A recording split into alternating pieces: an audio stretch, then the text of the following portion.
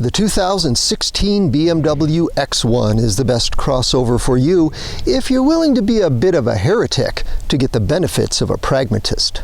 BMW seems okay with that trade-off. Here's the proof. Its first front-wheel drive-based vehicle. Actually, this all-new version of its smallest crossover comes only with all-wheel drive. But unlike its predecessor, and unlike every other BMW sold here, this second-generation X1 wasn't born with the balance only rear-wheel drive can deliver. Should that matter? Let's find out.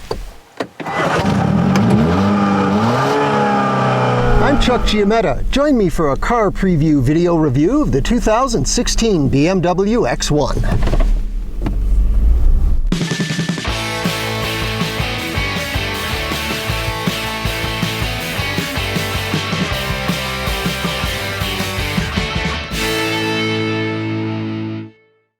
The original X1 debuted here for 2013, based on a classic version of the German automaker's iconic rear-wheel drive 3 Series sports sedan. Optional xDrive redistributed power to the front wheels as needed. It was designed to feel like a rear-drive BMW and in fact boasted the brand's heralded 50-50 weight balance. By contrast, this X1 carries 56% of its weight over the front tires, but it's more efficiently packaged. It's slightly smaller overall than before, but has more space inside.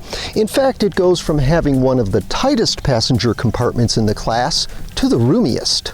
That's one advantage of a front drive-based architecture. With the engine and transmission mounted crossways, drivetrain bulk is minimized. Every other rival in the rapidly expanding premium subcompact crossover class follows this formula. In joining them, the X1 adopts the understructure used by the new Mini Clubman from BMW's British brand offshoot. The benefits inside are obvious. The X1 now feels less like a car and more like a small SUV. You sit higher and the taller roofline means great headroom. The real payoff comes back here. The cushion is 2.5 inches taller, legroom finally matches that of the competition, and a $300 option is this seat that slides and reclines to fine-tune the experience. Cargo volume is also best in class. A power liftgate is standard. Hands-free opening is part of the $3,250 premium package. There's 27 cubic feet behind the rear seat and extra storage beneath. The 3-section seatback adds versatility and folds to create almost 60 cubic feet. So the X1 is now a more mainstream premium subcompact crossover. Does it still drive like a BMW?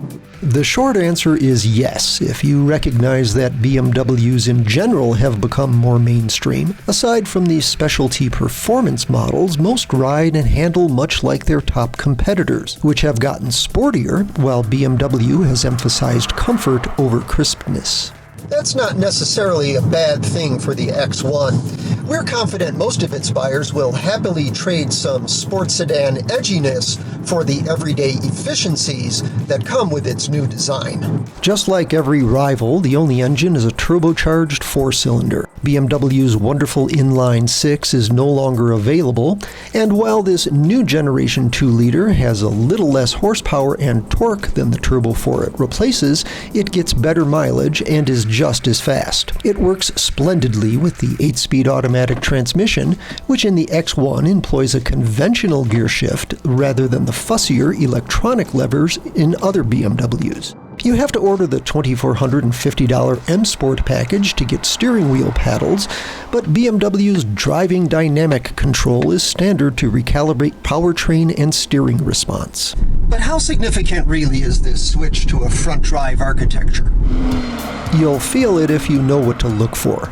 It's evident when you begin a turn, a sense of being pulled into the corner rather than pushed, and there's some nose plow if you cut it really sharp.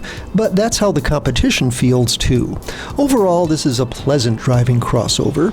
Steering's a little numb on center, but accurate otherwise.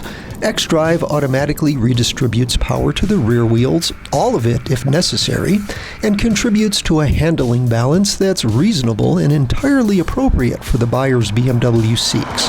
Many of those owners are likely to wish for a softer ride, though. They're not apt to be surprised by this interior layout. It's from BMW's straightforward school of design, and it looks a little prosaic next to the fresher thinking over at Lexus and Mercedes. Controls are logical, materials a mix of soft touch surfaces, nicely grained panels, and just a few budget-grade plastic parts. Leather upholstery and matte finished oak are in the $1,550 luxury package. $2,550 gets you this tablet-like high-res screen with navigation and BMW's iDrive controller, plus a head-up windshield display. If it sounds like you need a lot of options to get that premium-grade experience, welcome to today's BMW. Every X1 sold here is an xDrive 28i and starts just under $35,800, including destination. The base price is actually about average for the class, and to be fair, not many rivals are significantly more generous with standard equipment. That's the story in this intriguing new market segment. You get a small front drive-based crossover with a prestige badge, then pay extra for prestige basics like leather upholstery and heated front seats.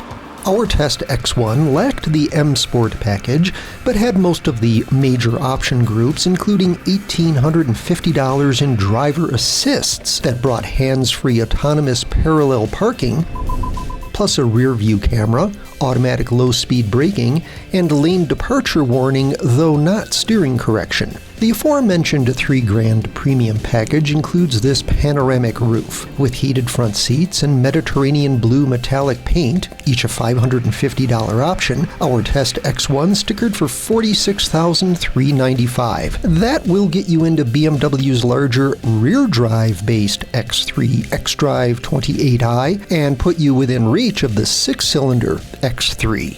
So is a front-drive-based BMW heresy? Maybe not if it results in a subcompact crossover that's very competitive in the ways most buyers value.